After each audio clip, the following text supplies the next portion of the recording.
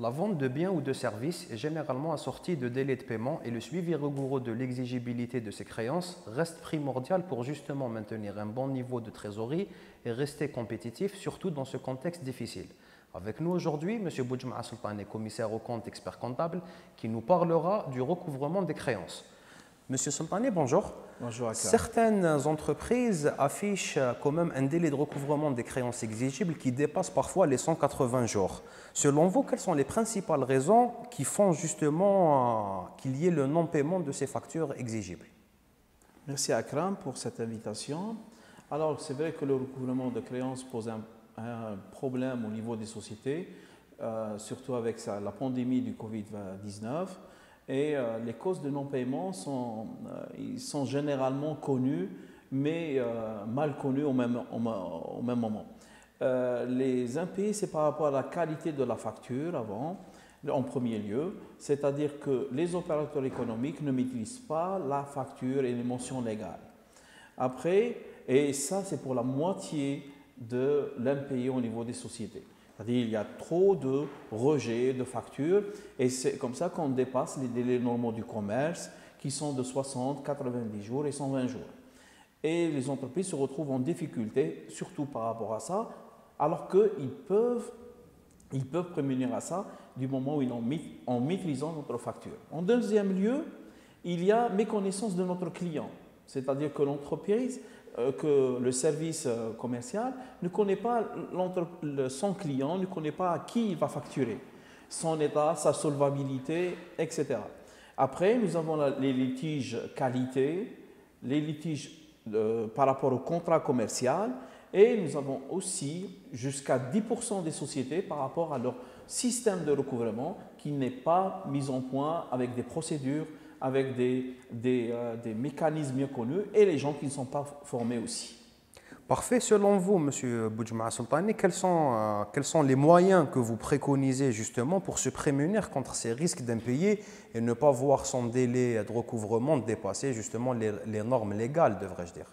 Alors, par rapport à ça, ce que je préconise, c'est d'être à l'écoute de notre client et à l'écoute de notre économie, de notre environnement direct au niveau de la société.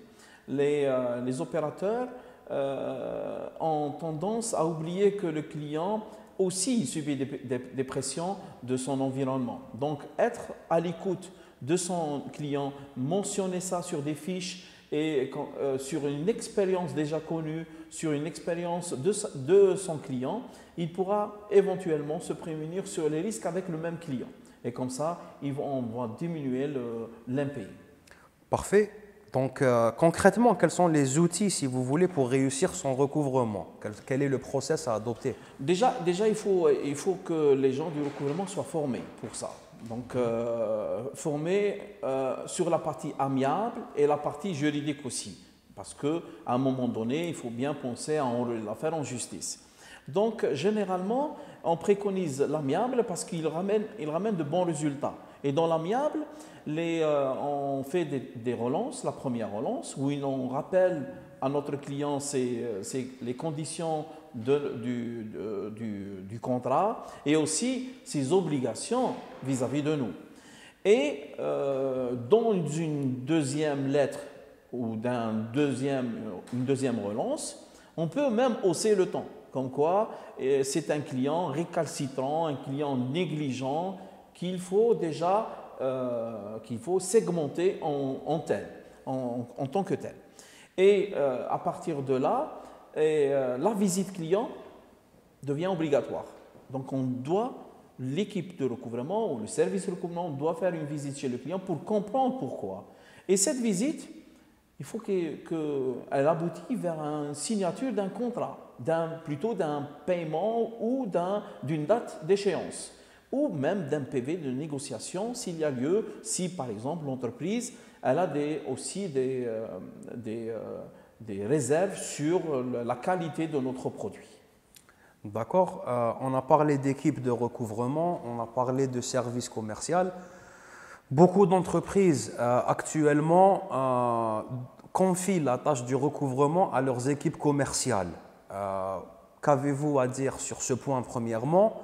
Est-ce que c'est à l'équipe commerciale de faire du recouvrement? n'y a-t-il pas un risque justement de voir la relation commerciale détériorer à cause justement du process de recouvrement? Quel est votre avis là-dessus et que préconisez-vous? Alors, en cette période de crise, les entreprises minimisent leur personnel. Donc, des fois, on trouve que c'est le même agent commercial qui fait le recouvrement. Alors que techniquement, dans la pratique, cette façon de faire les choses, elle ne ramène pas d'excellents résultats du moment où il y a risque de perdre un client.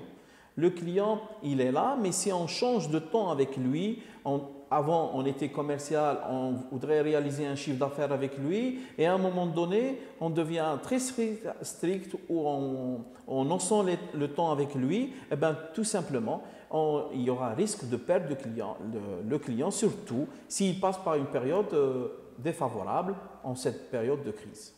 D'accord, donc concrètement, pensez-vous que le meilleur moyen est de confier les tâches de recouvrement à son service commercial ou justement d'essayer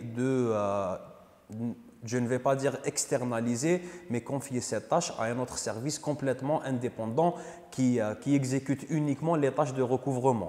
Toujours à l'amiable, bien évidemment. Bien sûr. Alors, par rapport à ça, moi, je préconise qu'il y aura un service à part concernant le recouvrement, avec les outils de recouvrement. Et bien sûr, les entreprises peuvent faire appel à des sociétés d'affacturage, de recouvrement pour réaliser leur chiffre d'affaires ou encaisser leur chiffre d'affaires.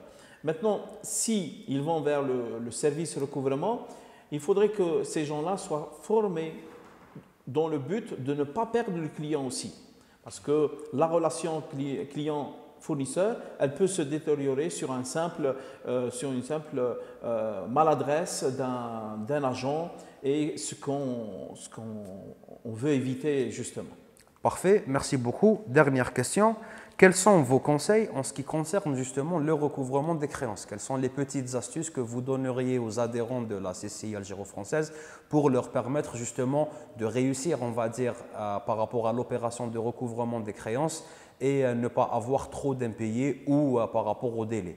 Alors, ce que je préconise en premier temps, c'est d'être conforme par rapport à la réglementation, c'est-à-dire maîtriser notre facture. On a déjà vu sur un premier numéro la facture, les obligations, les mentions légales sur la facture, et c'est un décret exécutif de 2015, c'est le 2005, pardon, le 05468 qui parle des mentions légales, de la facturation, etc.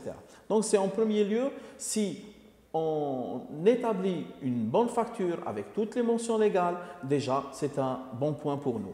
Après, ce que je préconise, c'est d'aller vers la connaissance de notre client, son environnement, son chiffre d'affaires, comment il le réalise, sa trésorerie, sa solvabilité, est-ce qu'il est dans le fichier des fraudeurs, est-ce que son bilan est bancable.